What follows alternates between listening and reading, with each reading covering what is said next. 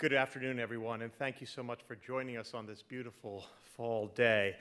I'm Frank Goodyear, and it's my pleasure to welcome you to this lecture by Dr. Sarah Kennel, the curator of photographs at the Peabody Essex Museum in Salem. Today's program is held in conjunction with the opening of the new exhibition, Robert Frank Sideways, here at the Bowdoin College Museum of Art. Before I tell you more about Sarah, I want to acknowledge and thank several people who have played an instrumental role in this project. First, to two former law partners, Arthur Penn and Dick Burns. Dick is a member of the Bowdoin class of 1958, and it was he who suggested to his friend Arthur, an important New York-based collector of fine art photographs, that he, Arthur, might consider lending a group of photographs by Robert Frank to Bowdoin. We appreciate greatly Dick and his wife Martha's encouragement and support of this project. And of course, we want to thank Arthur Penn and the Penwick Foundation for lending the 50 photographs that comprise the exhibition upstairs. An additional nod of appreciation to Allison Wuscher, an independent curator and artist in New York who worked with Arthur in New York in managing this project and who is here in the audience today. Also, importantly, I want to thank, for curating the exhibition itself, faculty members Mike Colster in visual arts and Russ Reimer in English, together with the 8 students in their joined seminars from last spring semester, documentary photography taught by Mike Colster and writing creative nonfiction through photography by Russ. It was this group that chose the pictures and conceived the theme of this exhibition. With that said, we're thrilled that Sarah Kennel is here today. Before joining the Peabody Essex a year ago, Sarah served for 9 years as a curator of photographs at the National Gallery of Art. During her time in Washington, she was present for the landmark National Gallery exhibition, Looking In, Robert Frank's The Americans. While Sarah didn't speak about Frank's photography on the occasion of that 2009 exhibition, we thought that she might enjoy revisiting Frank on the occasion of Bowdoin's exhibition. A native of Los Angeles, Sarah did her undergraduate work at Princeton and holds a PhD in art history from Berkeley, where she wrote her dissertation on the relationship between dance and the visual arts in early 20th century Paris. Her interest in dance resurfaced at the National Gallery in 2013 when she curated an interdisciplinary exhibition on the Ballet Russe in partnership with the Victoria and Albert Museum. Among her many accomplishments, too many to list right here, I also want to mention that also in 2013, Sarah won the first prize from the Association of Art Museum Curators for an essay on Charles Marville, the French photographer who captured dramatic changes in 19th century Paris. The related exhibition, Charles Marville, Photographer of Paris, opened at the National Gallery before traveling to the Met and the MFA Houston. After Sarah's lecture today, we will have time for a few questions, and after that, I invite you back to the museum to see the exhibition in our upstairs galleries and to enjoy some refreshments. That said, without further ado, please welcome Sarah Kennel.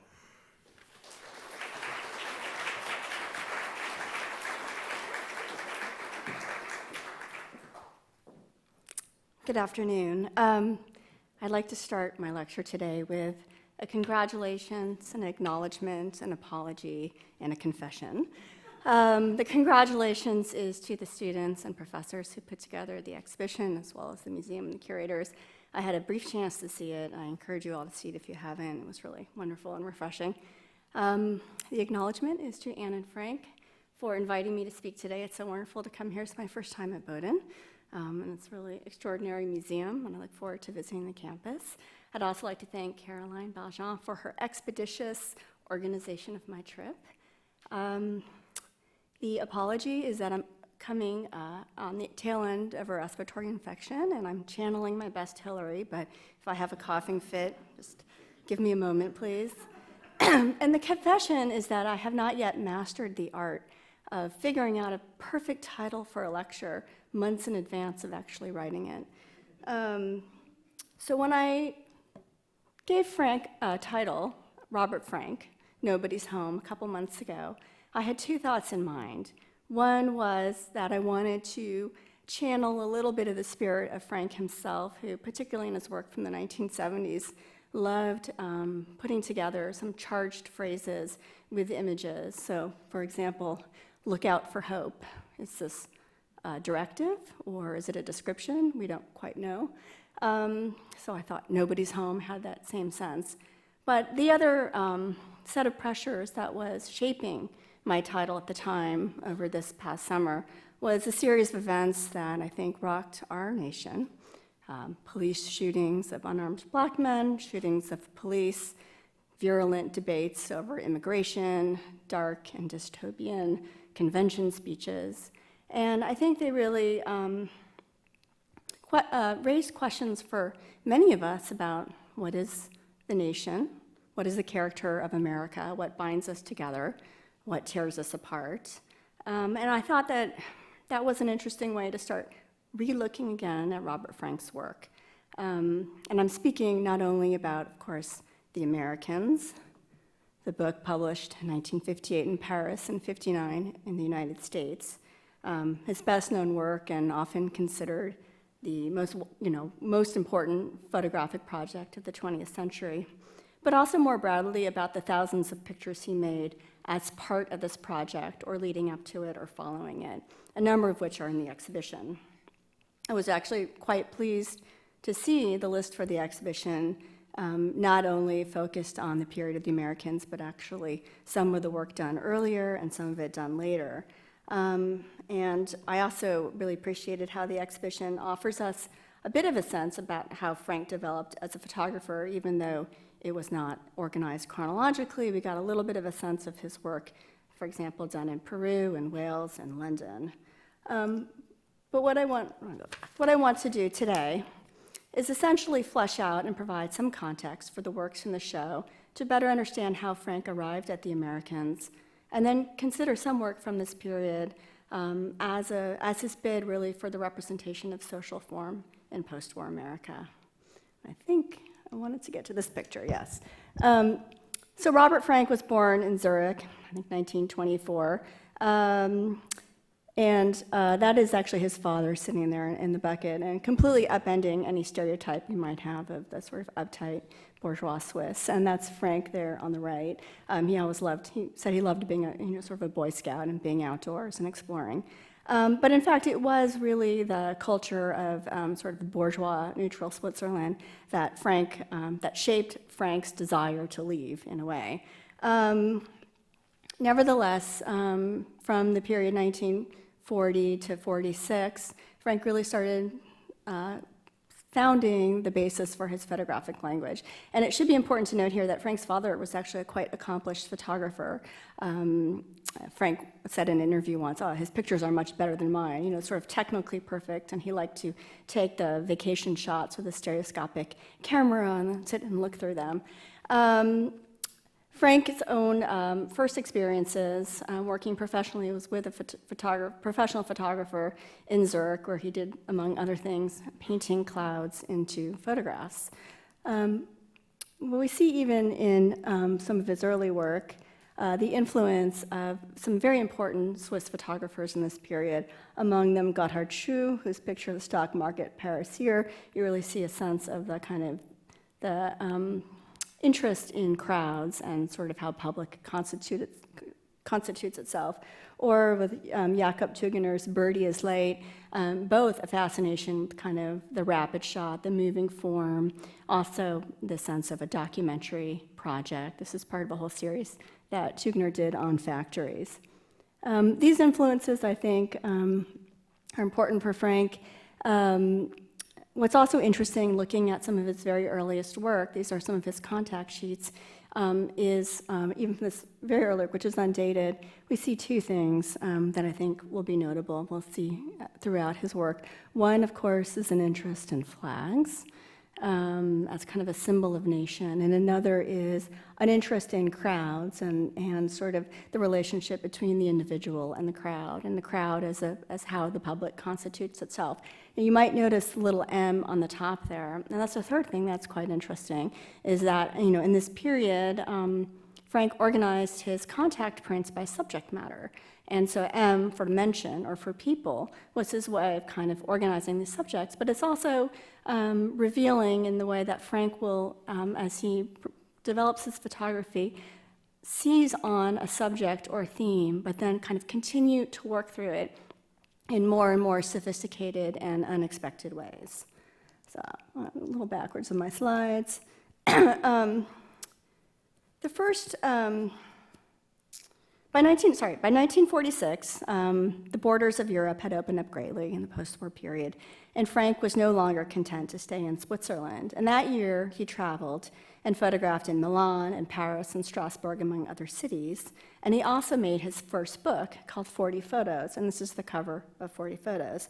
And this is a really important evolution in his art because it's the first time he really began to explore the power of putting together images in a book. And this is a handmade book. It's spiral bound, and even before Frank publishes his first books, he's made a series of books by hand.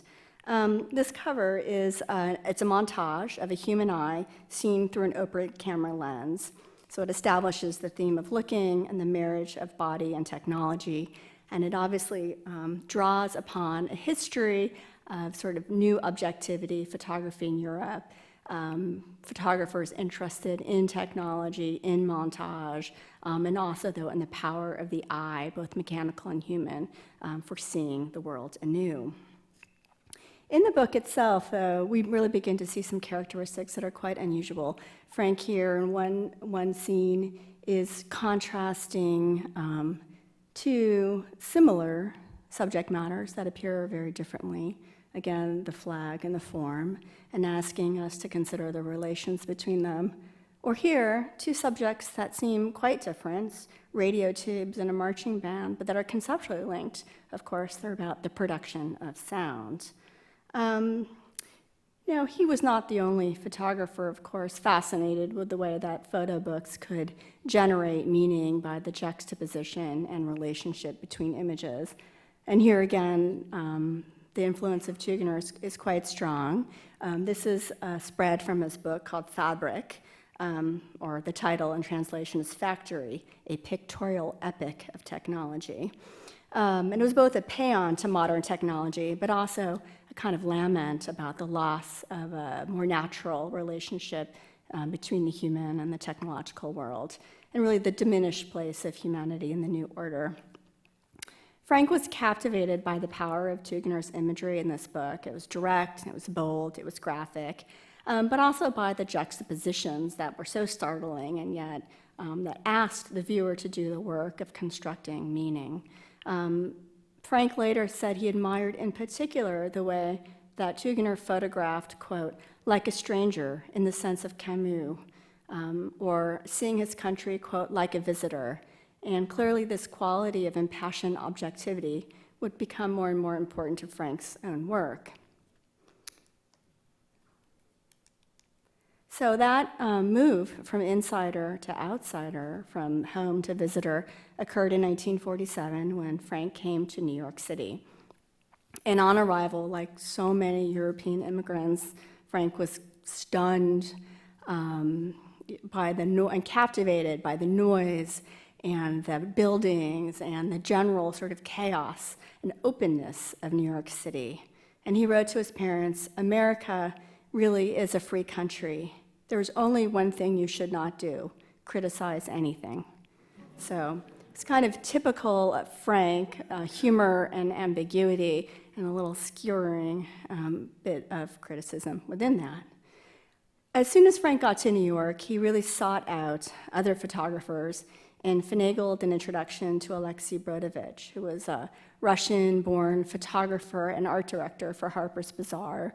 And this is really a period of the great efflorescence of picture magazines. In the 1930s in Europe, you have an explosion of photojournalism, and the 1940s in the United States, the magazine industry with Life and Harper's and others, really expands considerably, and this is for any ambitious photographer, this is where you want to work. Frank showed him his copy, it's a hand-bound spiral copy of 40 photos, and was subsequently hired as an assistant photographer at Harper's Bazaar, although he didn't stay in that job for long. But he continued to work freelance for a number of magazines and produced both commercial and independent work in other magazines as well, including Camera and Life. And this is just an example of Brodovich's book, a fascinating publication, Ballet, published in 1945, but based on pictures that Brodovich made of the Ballet Russe in the late 30s. And I love it for my own interest in dance, which now you all know about it, but also for this, the kind of antithesis between the stillness we associate with camera and the movement of dance, and how the picture just barely contains it and manages to contain movement, but we feel like it's spinning out of control. Now, Franks did what all good New York photographers did in the 1940s, which was really explore the city with his camera, roaming the streets and capturing the sense of urban intensity and diversity. At this time, too, he also switched camera formats from square format Rolleiflex to a 35 millimeter Leica. And this switch, which a lot of photographers made at this time, or even earlier in the 30s, was significant because the smaller, lighter Leica allowed Frank to respond much more quickly to scenes that he saw. Now, Frank also entered into New York at a moment of great excitement in photography, and particularly among the photographers we sort of considered the New York School, a kind of loosely affiliated group of photographers founded in the late 1930s and 40s, who stalked the streets with their camera, kind of infusing documentary with wit and speed. And some of the most prominent members include Sid Grossman on the left and Helen Levitt on the right. But, and here are some of Frank's earliest photographs of New York. And I love the sense of kind of elongated and space here, as if New York suddenly was literally opening up new pathways for him, but also experimenting with kind of distorted form.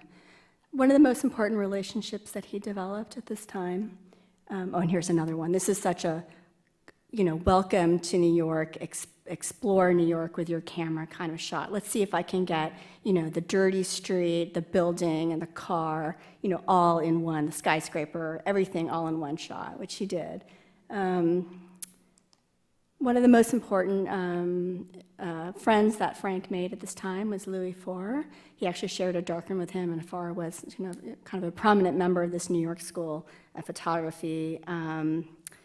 Some of his best work is sort of capturing these kind of snatches of psychological nuance from the man on the street, like this one, which is one of my favorite works at the National Gallery, a kind of focusing on the individual's relationship and tension, really, with the urban environment and that sense of anomie within the crowded city. But here, this is also a wonderful picture by Faure of Frank with his I think then-girlfriend, soon-to-be wife, artist Mary Lochspizer. And there, of course, is one of Frank's own works from New York from the late 40s, 1949, I think.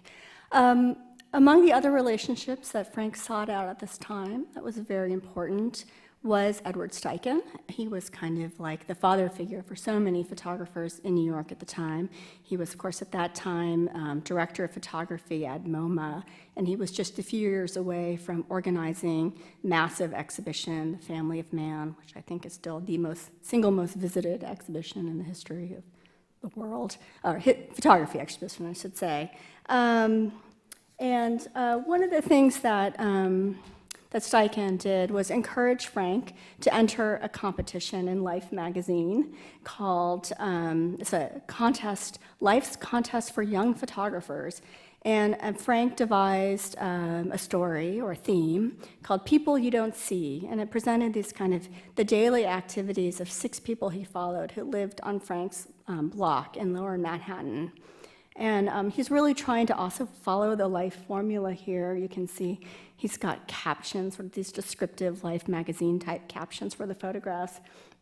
But you also see characteristics that Frank would continue to work on. One theme here, which you'll see in the exhibition and another work, is the ways in which, due to the sort of being able to compress the spatial depth in the picture, we have a strange image, and it looks like these two people are at once squashed together and yet totally separate, like cardboards. And it's pictorial form, sort of producing a meaning about the relations of people, or the disconnect between people on the street. Here's another photograph, really quite lovely and lyrical photograph. And also, the whole idea behind Frank's project, People You Don't See, is sort of looking at the overlooked, or finding precisely those people who kind of have fallen between the cracks of other forms of representation. Now, this isn't entirely true, because there's a whole history of sort of avant-garde photographers in the 30s and 40s and concerned photojournalists who sort of sought out the rag pickers and the beggars, and but there's something about Frank's work, it's not quite that sociological. And here again, one of the more quietly beautiful pictures in this series. But despite Frank's trying very hard to fit into Life magazine's requirements, he did not win the competition, which really upset him. He did get second place for individual picture contest. And I think it's because despite following this kind of formula, his pictures are still highly subjective and unusual. And this was one of the big complaints that Frank had with the picture industry, is that, and they had with him, which is that his pictures were far more individual, and they were his story, and it wasn't the magazine story or the editor's story. During the period 1947 to 53, Frank didn't stay in one place for too long. In 1948, he traveled to Peru and really throughout South America, and sort of marked the end of the trip with the production of another homemade book, spiral-bound book, 39 photographs, which we just call Peru, and there's a couple in the exhibition.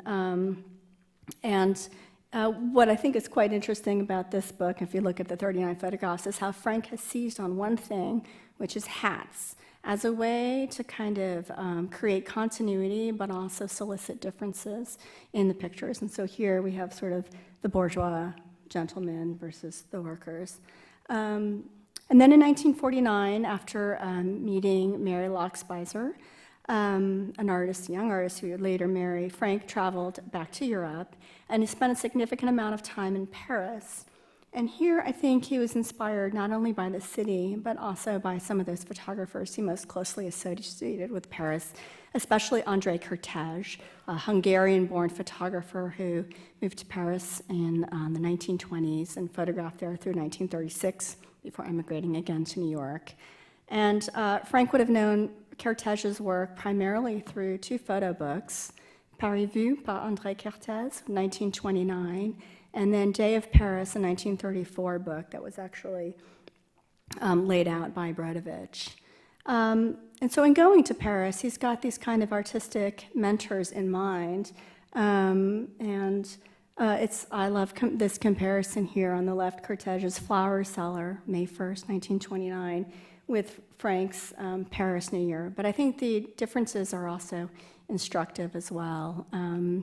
They're both sort of are about dyads of sort of young and old and have not. There's both a kind of tension between the holder of the flower and the possible recipient. In Frank's picture, we don't actually know if that young woman in the background with the sunglasses, who seems not even to notice him, is the intended recipient or not. And we have the sense of kind of the social isolation in the pictures, but Frank moves in much more closely. I think it's also interesting, they're both on holidays. One of the sort of intense aspects of Kertész's work, of course, is that May 1st in France is really, it's sort of Labor Day. It's a day of celebrating kind of the workers' movement, and here we see somebody who's clearly dispossessed. And of course, there's a whole gender narrative. One might think of the new woman maybe marching, down the metro to work, and the man who is now the inert one. But what's also interesting is that flowers become, for Frank, another way of symbolizing Paris and also of kind of working out a more sophisticated vocabulary. So here we have another holiday, it's Armistice Day, and we have this group of men kind of aggressively charging forward. The flowers become, in a way, almost like a shield or a weapon and have a very different meaning. Or this picture here, too, where we have a kind of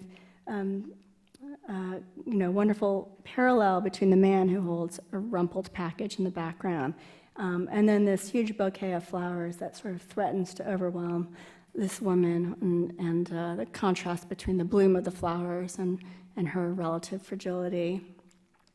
To this picture, a very strange sort of angle, viewpoint, looking down on this woman, and we don't quite know what's going on. Is she asleep? Is she sick? Is she drunk?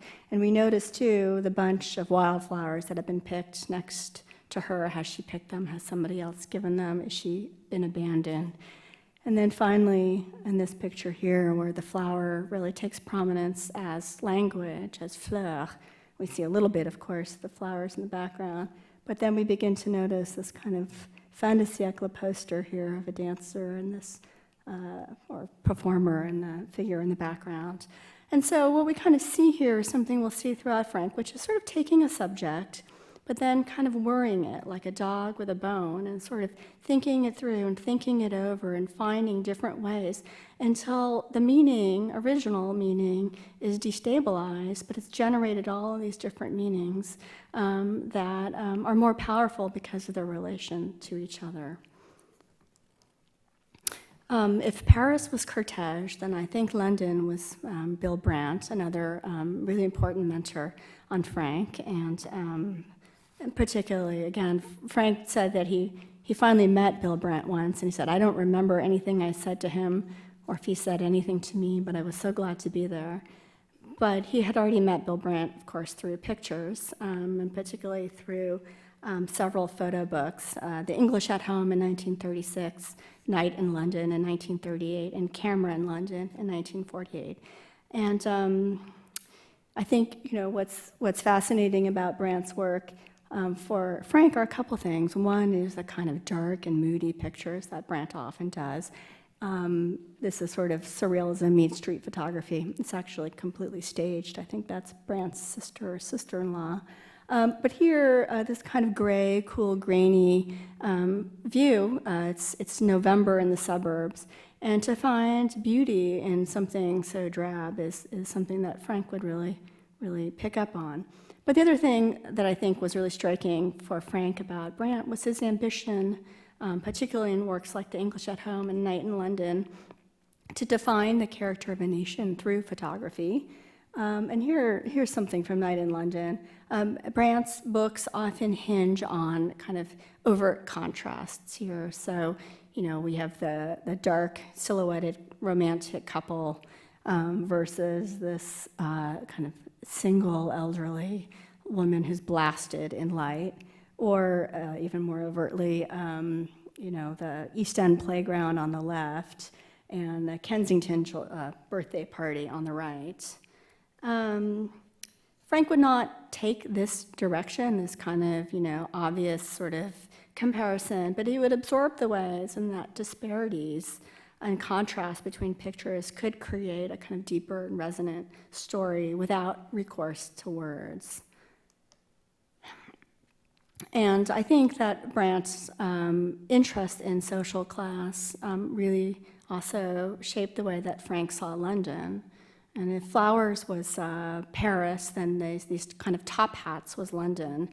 This work is actually in the exhibition, and it's wonderful. One of its wall labels compares this work to the photographs of miners that Frank made, and I'll show you in a minute.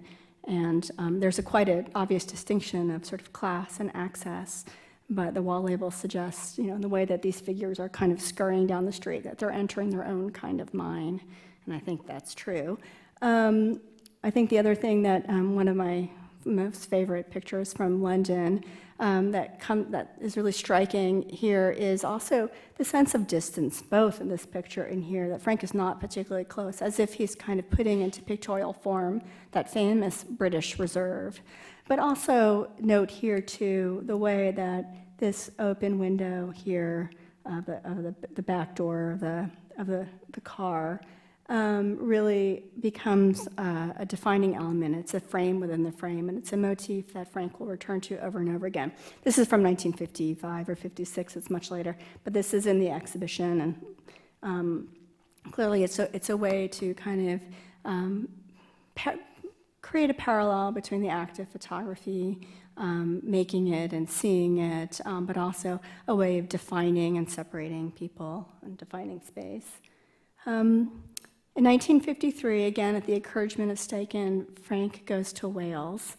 And here, in almost complete opposite of sort of the pictures from London, which are often, quite distant and focused on really, the very serious business of the city, in Wales, Frank followed the life and work and sort of activities of one miner, Ben James, and his town, and the small mining town.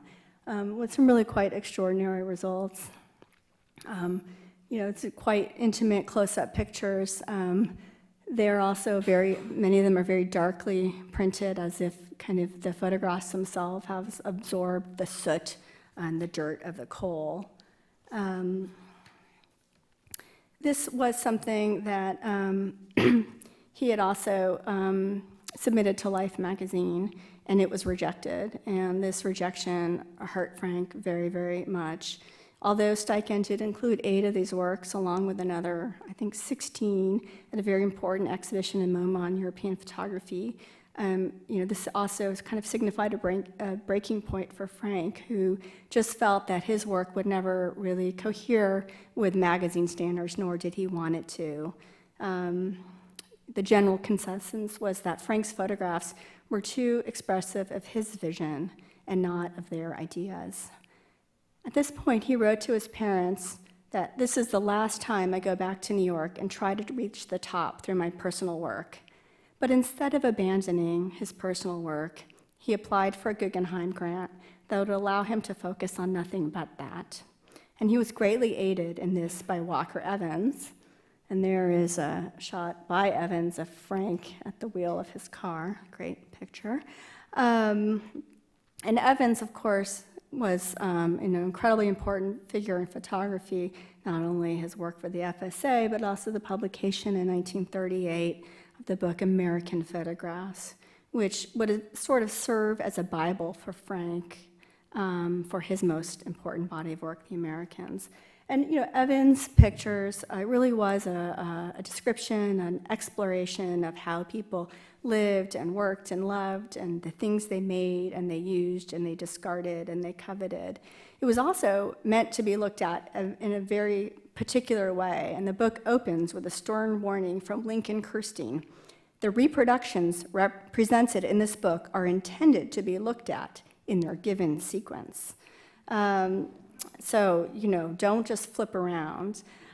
The other interesting thing is that, unlike most photo books, unlike Brandt's or others, Evans always had a blank page on the left and a photograph on the right, which is something that Frank would do in The Americans, as if really to focus yourself on the picture. But we see, some of these amazing pictures by Evans where he explores, and contrasts wealth and poverty and urban and rural and intimacy and loneliness. The sort of transformation of industry, which really the transformation of industry and the impact it had on the American character and lifestyle really was the kind of subtending theme of Evans' book. So Evans was fully supportive of Frank's Guggenheim application, so much so that he essentially rewrote it for him. And what we have here is, the 2 different drafts. And no doubt the following passage is almost entirely owed to Evans. And this is where Frank is explaining what it is he means to do in his project. What I have in mind is an observation and record of what one naturalized American finds to see in the United States that signifies the kind of civilization born here and spreading elsewhere. I speak of the things that are there, everywhere and anywhere, easily found, not easily selected and interpreted. A small catalog comes to the mind's eye: a town at night, a parking lot, a supermarket, a highway, the man who owns 3 cars, the man who owns none, the farmer and his children, a new house and a warped clapboard house, the dictation for taste, the dream of grandeur, advertising, neon lights, the faces of the leaders and the faces of the followers, gas tanks and post offices and backyards.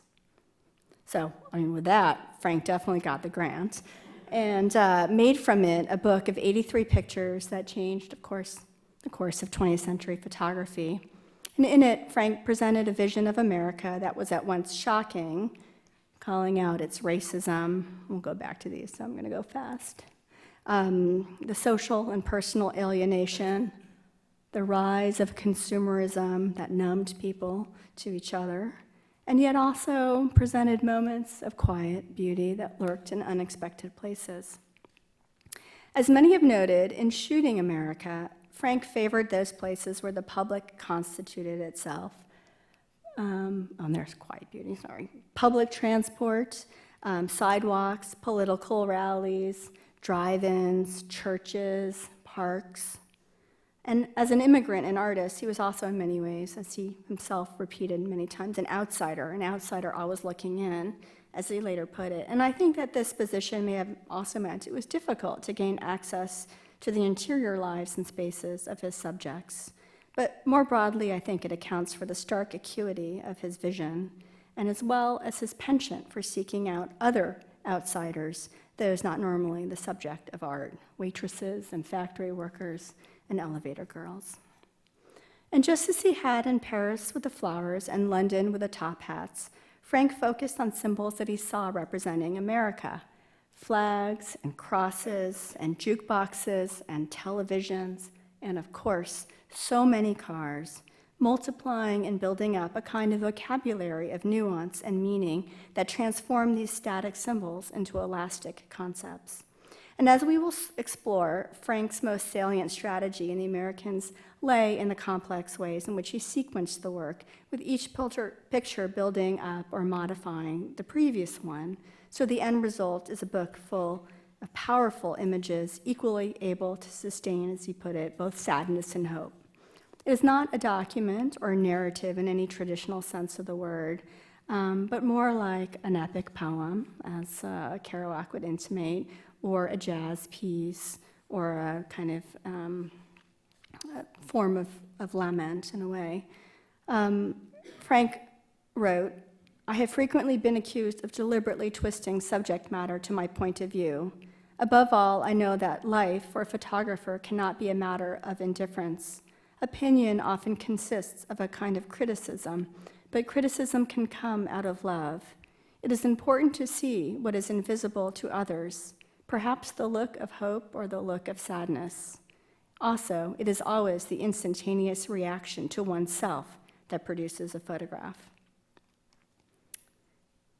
Now, I'm not going to go over this in too much, but this is well known now. The initial reaction to the Americans was, for the most part, deeply negative and wary.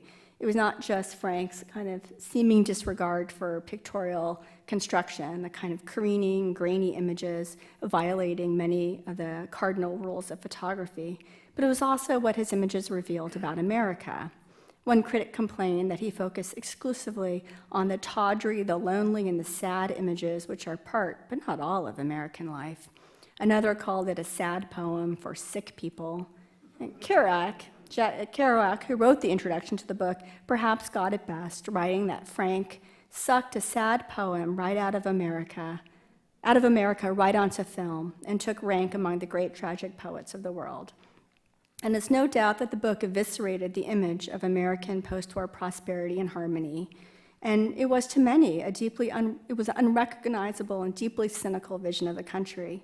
But many of the contradictions in America that Frank identified, poverty amidst wealth, second-class citizens in the land of the free, rising consumerism and people ill-served by their politicians would emerge as major contentious issues in the 1960s, exactly the time when Frank's book kind of went from being reviled to canonized.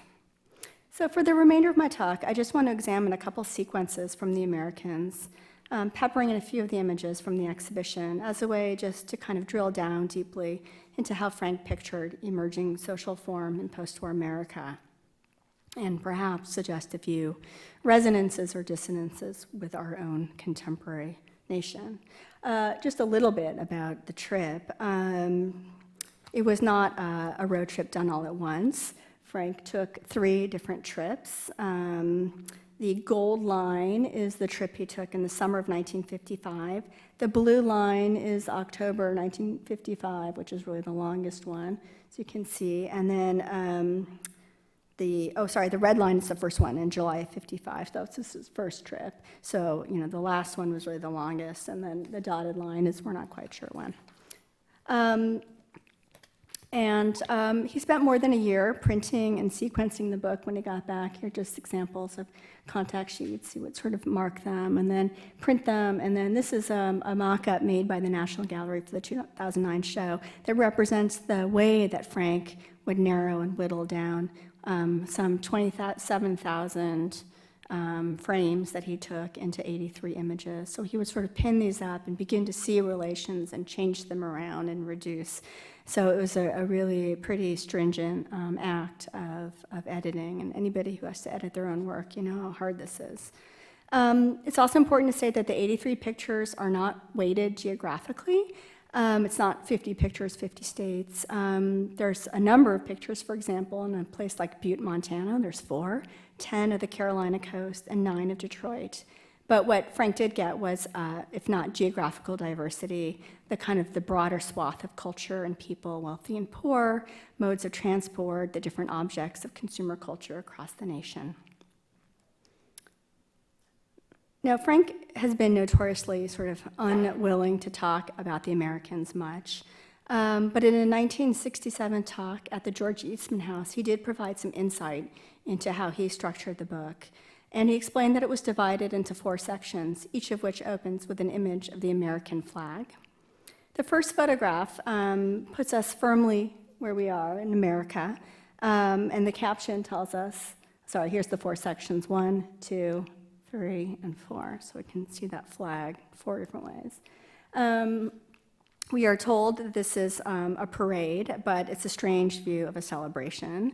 We don't see the parade, and the symbol of freedom is, of course, occluding our vision as well as the spectator's vision. And this is an idea that Frank will return to, and he actually called out in that same talk that the pictures are about those who look, observe, and those who can't see. So there's really thematizing observation here. And in many ways, Frank's work is about this tension, the invitation to looking closely, and that at every turn our looking is frustrated or turned up on itself. In other words, photography is not a window onto the world or offering us a stable image, but something that is active. Here is the second shot, which is, again, what we assume the same parade, but it's almost like a reverse shot in film. We see the people looking at the parade, and we see presumably members of the parade, but again, we don't see the whole thing. And then there's obviously a kind of contrast between the rather drab view of the apartment building and these city fathers who don't look terribly paternalistic. And then the third, and there we can just see the contrast, 1, 2. The third image, which is looking all too familiar these days, is of a rather demagogic politician, but shot from below, combined with this cross figure in the background, seems to imply danger and violence. And I love how his face contrasts with this sort of long-suffering, noble, classical mask there. And then the next picture, which is one that Frank really had considered, I think at one point putting first, is of several men at a funeral in South Carolina, and we see them observing as well. This is also the first photograph of African Americans in the book, and it will become a main theme of Frank's book. And we have to remember that, growing up in Switzerland, Frank really didn't encounter racism. He didn't live in America. And even when he first came to New York City, although of course there was deep racism in the 1950s everywhere, there was still a possibility of seeing scenes like this, which he made for the 1951 project. But going to the Jim Crow South in 1955 was a completely different experience, and one that really deeply affected Frank. The picture there is followed by this one, and I'm just going to show you the two. So again, we have a kind of echoing of each other, but also the inversion of terms. And note, too, the kind of emphasis on hands on the mouth, or things in the mouth. And this last one in this sequence, is first is the shortest, is here of this man in military fatigues and sort of walking straight into Frank, and it's kind of a sort of display of masculinity. He's kind of got this big cigar in his mouth, and he's holding his gal protectively. It's only 6 pictures in the opening, but it lays out a lot of the through lines for the rest of the book and sets out a kind of microcosm of the United States, of black and white, city and country, urban and rural, military and civilian, poor and wealthy. And I'm not going to go on too much longer, but I'll show you a few more pictures. In the next section of the book, and here I'm now going to jump around, Frank also demonstrates his incredible grasp of pictorial form, transforming the meaning of an image, and also the relation of language to image. So we're in this candy store in New York with a bunch of motley, bunch of adolescents. There's not really even a kind of a central subject to the picture, but notice this strange jukebox here, where it's got this decoration around it, presumably wrapping around it, but of course it's pointing right like an arrow into the closed eye of this teenager, as if it's going to blind him. And then you might notice in the background advertisement or calendar, something for presumably blinds in your home. And it's that kind of word play, it's subtle, that also appears in this picture of 3 men, cross-dressers, who are, among the few people who smile in The Americans. And don't miss Mr. Miston. So that play, Mr., obviously delighted and intrigued Frank. And then that picture is followed by this one, which is that sort of lighthearted, playful picture, followed by one of the most famous and charged images in the book, Charleston, South Carolina, Black Nanny and the White Baby, entwined and yet distant. The opacity of her expression belying the physical intimacy of her labor. They are bound and divided, and it says everything about the paradox and the tragedy of segregation. And a similar but much milder form of juxtaposition is picked up in the next picture here in Ranch Market, Hollywood, where we have, Santa Claus exhorting you to a Merry Christmas and the most unmerry waitress you might have ever seen. The next section opens with another flag, and here we are back at a holiday, 4th of July, celebrating Independence Day. And yet the very next picture kind of belies the founding document of the Declaration of Independence, that all men are created equal, for it is Trolley, New Orleans. This was made a few weeks before Rosa Parks staged her first protest about segregation on buses. And we have here, the picture, I could give the whole 45 minutes on the picture, I won't. But of course, we have, again, Frank using framing within the picture to create meaning. Here it is really about dividing people, dividing class, and the expression on the face, so poignant and so powerful. Interestingly, the next picture is this one, which at first seems like the complete opposite. One is sort of orderly and linear, and this kind of stratification, and here we have this total sense of chaos and crowd, and yet what's similar is the division between people and their isolation from each other within public space. This is not in the Americans, but it's actually in the exhibition. And not all of Frank's pictures about race were as pointed as Trolley or the Charleston, South Carolina. But it's also in a lot of these more ambiguous works that I think he really is trying to understand how race has divided and created a charged social atmosphere of distance, these chasms between people. So we have sort of two women here. One, she's looking directly at Frank, and she's looking off to the side, and maybe they're standing at a crosswalk waiting to cross, and they're echoed. They both are holding up something to their mouth. So there's a kind of harmony of form, and yet there's also this sense of total disconnect between them. They don't engage each other at all, sort of. In this way, these kinds of pictures, it's sort of laying out the uneasy kind of political and social geography of America in the 1950s, or perhaps now. And the section also contains one of the most powerful sequences that explores car culture in the 1950s, and I also just love it. Maybe it's from being in Los Angeles and growing up in car culture. But we have this scene, which is almost kind of, you feel like you're in some movie about, hitchhikers or jailbirds breaking out. These evidently were hitchhikers that Frank picked up, and one of them was driving his car.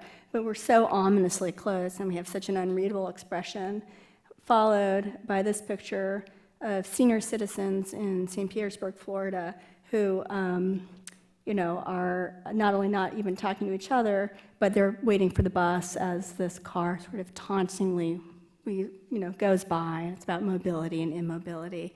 And then this is followed by this kind of glowing, almost otherworldly car bathed in golden sunlight.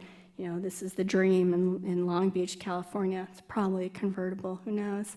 But then this form is echoed and undercut, that dream of wealth and power is undercut by this car accident in US 66. And of course, we have the echo of the form between the covered car and the covered body, we assume. And the last of this sequence, which is the shot of endless road. And it looks like a complete empty road, but in fact, there's a car coming on. And I think Kerouac described this one best as a long shot of night road, arrowing forlorn into immensities, and flat of impossible to achieve American in New Mexico under the prisoner's moon. And I'm going to skip that. The last sequence in the book is opens with this picture of Bar, Detroit, with, of course, the two of the most important symbolic figures of this nation.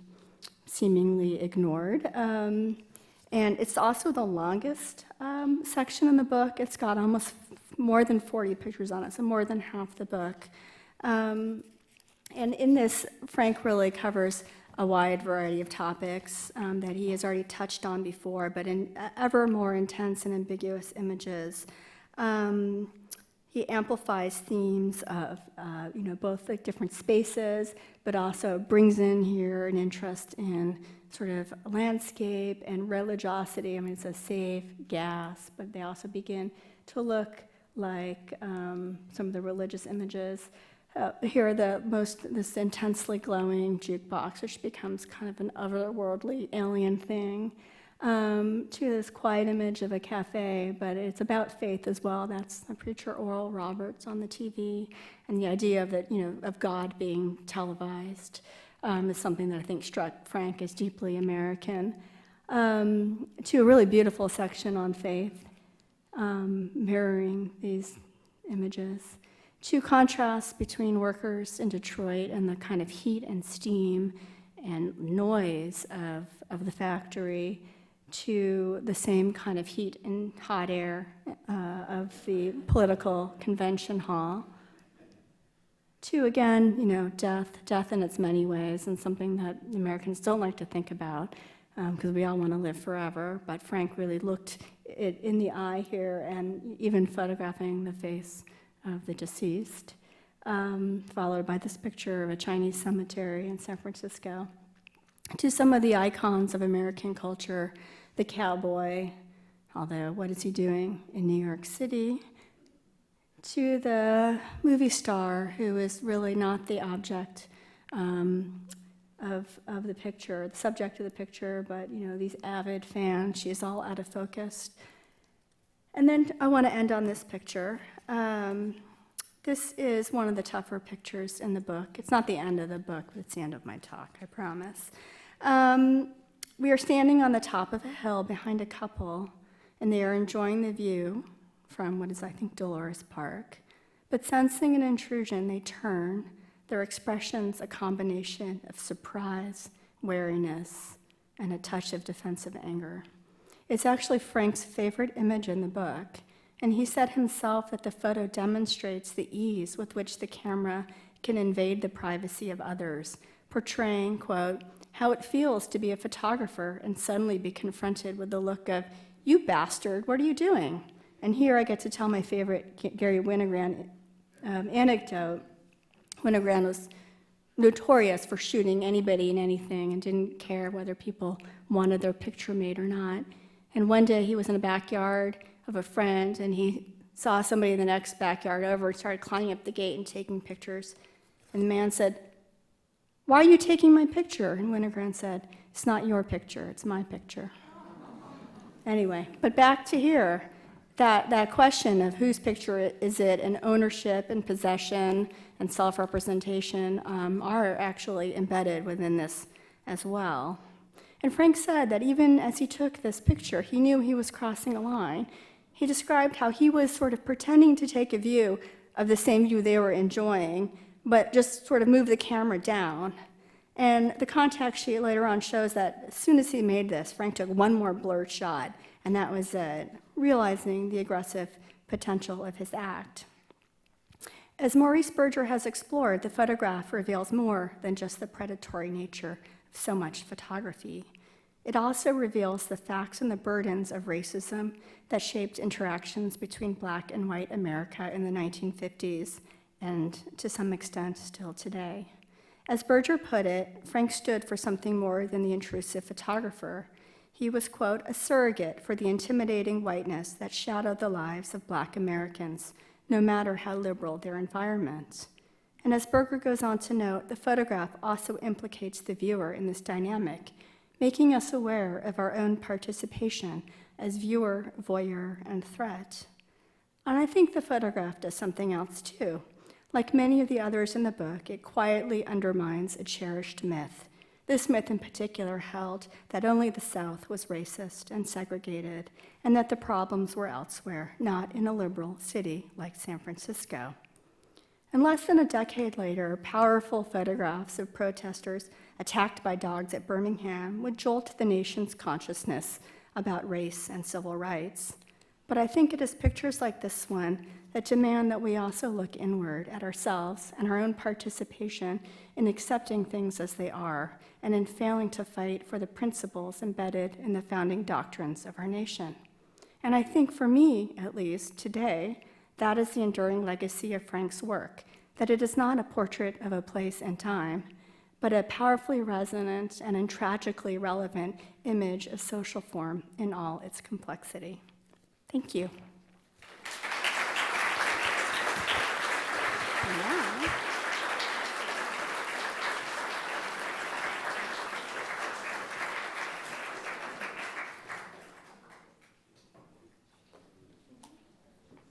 I'd be happy to answer questions if that's desirable. Standing up. Yeah, I'm just a photo hobbyist, and I learn things about what I'm supposed to do when I take a photograph. And I look at this photograph and I say, this is a great story. I love the story. It violates so many rules that I've been taught, like the windows in the building are skewed. We got to straighten that up. Why is that big white area in the top? Were they tools that he used, or he just didn't pay attention to that sort of thing? I think they're deliberate strategies to convey meaning and feeling. I think that, there were a number of photographers actually in the 30s and 40s breaking the rules of good photography. So Frank wasn't the only one doing it, but he did it to such an extreme that it really, bothered a lot of people. I think he saw photography not as an art form to be perfect, but as an expressive vehicle. And I think, I'm curious about the title of the show, Sideways, but the idea is that the world that he's picturing is not perfect. It's off-kilter, it's dirty, it's grainy, it's complex, it's ambiguous. So why try to make it look balanced and perfect and harmonious? That, for him, would be a false representation. So I would say it's an artistic strategy about being non-artistic in a particular sense.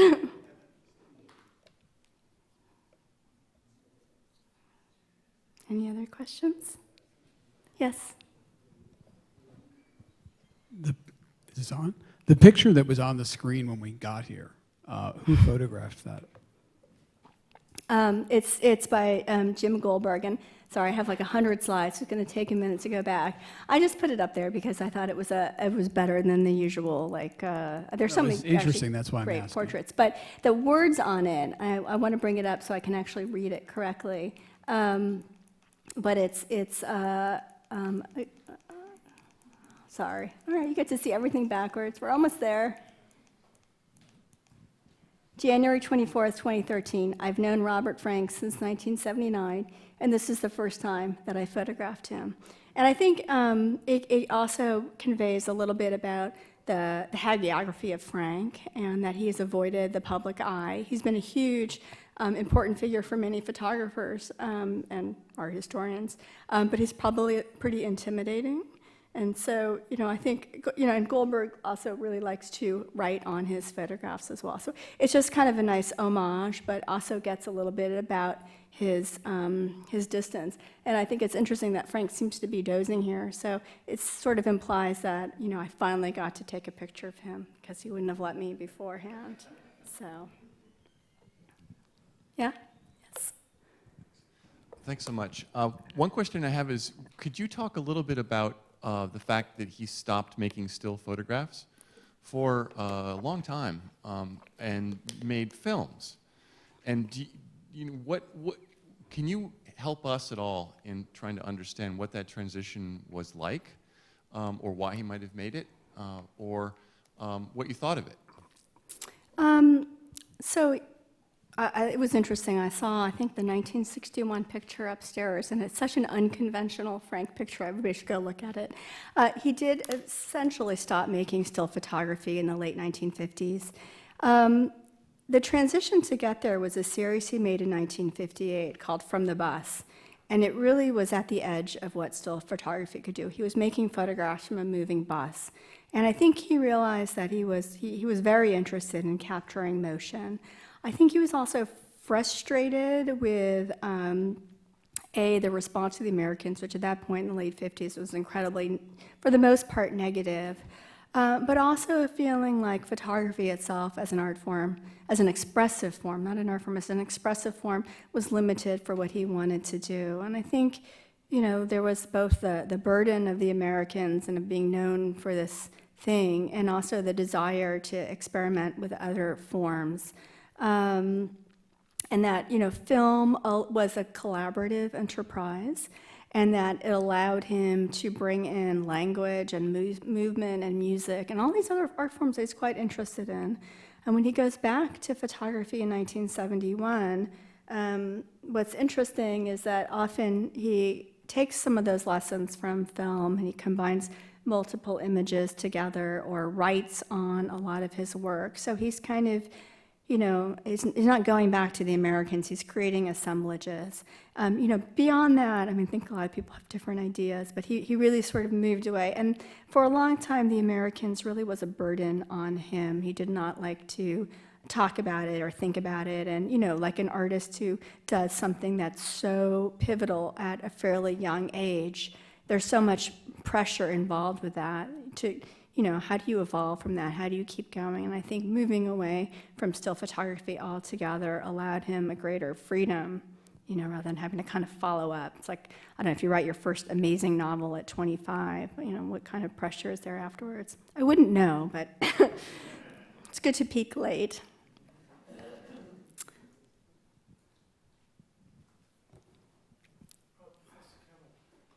What struck me about your lecture so much was the thematics of alienation and engagement in this body of work. And I wondered, when you present in your publications and everything, how do you, when you're looking for the thesis for Robert Frank, is it somewhere, should we consider him as a political artist, or should we consider him as a social commentator, or is he ultimately just an artist because of the context?